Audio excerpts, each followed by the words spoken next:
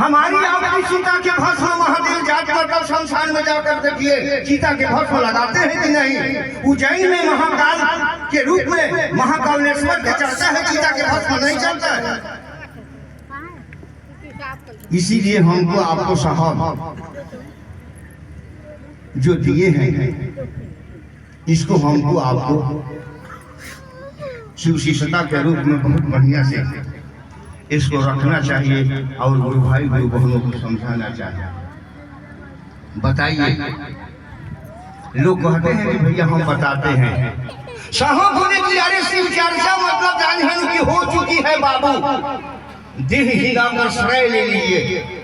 सुनिएगा चर्चा साहब की, दूसरी के चक्कर में आपकी शिवशिष्यता ना चली जाए, इसको भी बचा कर रखिए। पुराने गुरु भाई लोग को बोले हैं साहब कि आप पुराने गुरु भाई हैं तो नए गुरु भाई को मतलब समीक्षा मत करिए बल्कि मदद करिए। ये आप यदि हम आप करते हैं तो तरजुई आपके पास है, जोक लीजिए। यही तरी नहीं साहब बोले हैं कि 40 वर्ष की पूजा और 4 घंटा की शिव चर्चा जोखिए तरजुई पर भारी होगा। 82 साल से जब बताना मधेपुरा की धरती पर साहब बोले थे, 82 साल से 84 में वही सिंहेश्वर के मंदिर में आज धरती पर कोई प्रसाद महादेव के किताब में हम लोग नहीं सुने हैं, अनु कोई प्रवचन करता से सुने हैं कि प्रसाद महादेव को कोई खिलाया होगा। साहब श्री हरिहरानंद 82 से बताना शुरू किए थे, 84 की घटना है कि वही मंदिर में इनसे 7 वो मतलब सीनियर अफसर गए थे कि लोग बोलते थे कि साहब श्री हरिहरानंद साहब आए हैं, आइए सब सर। उनके डेरा पर बेलपत्र आता है, प्रसाद चढ़ाने पर उड़ जाता है और प्रसाद दूसर भी आ जाता है। एक मिश्रा जी चेक करने के लिए गए थे प्रसाद लेकर कि आपके घर में पूजा रूम है, आपको मतलब हम प्रसाद चढ़ाने के लिए लाए हैं हरिहरानंद, आइए सब सर थे। वो बोले कि जाकर मंदिर में चढ़ाइए, मेरे घर में मंदिर नहीं है कि आप चढ़ा सकते हैं। वो कहे कि नहीं आप ही के घर में चढ़ाएंगे।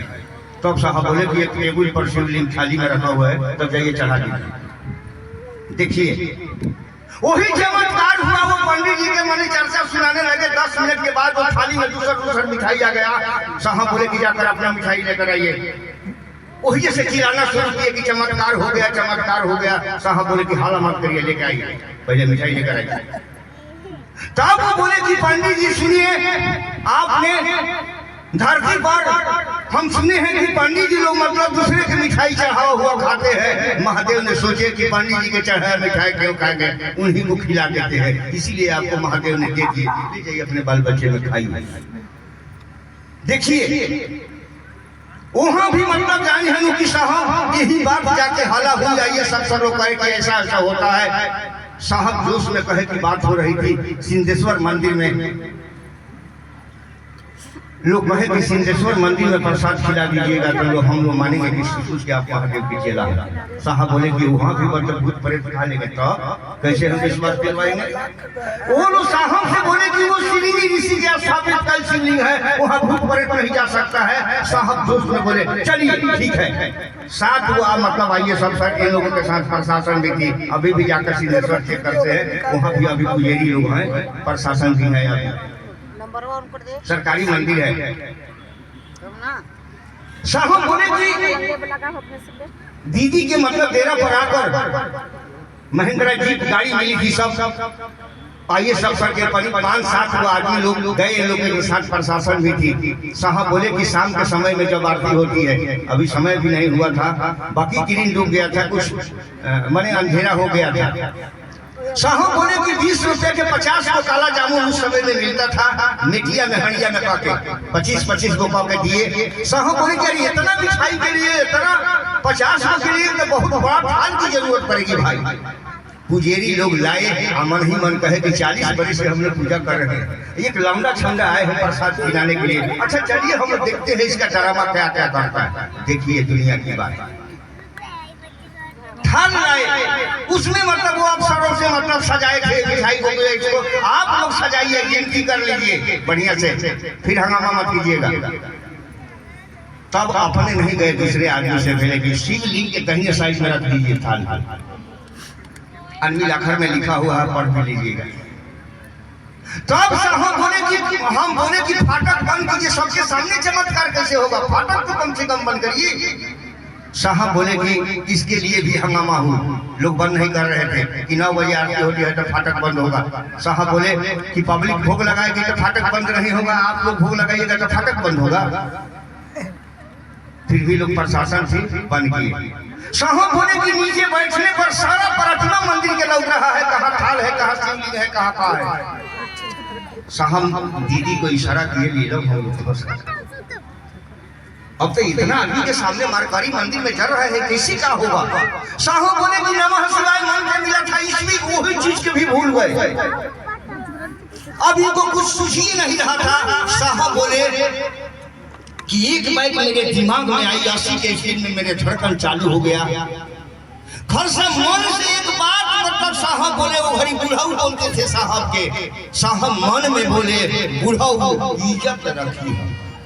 देखिए साहब ने मन में आवाज लगाई कि बुढ़ाऊ इज्जत रखी है। लाइन कट गई, बिजली गोल हो गई।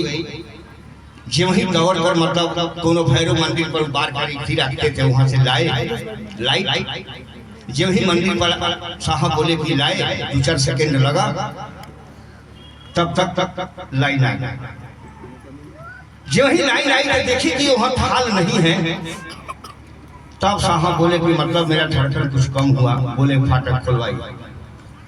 तब वहां के पुजारी लोग ढूंढकर थाल लाए, वहीं से चिल्लाना शुरू किए, चमत्कार हो गया, चमत्कार हो गया।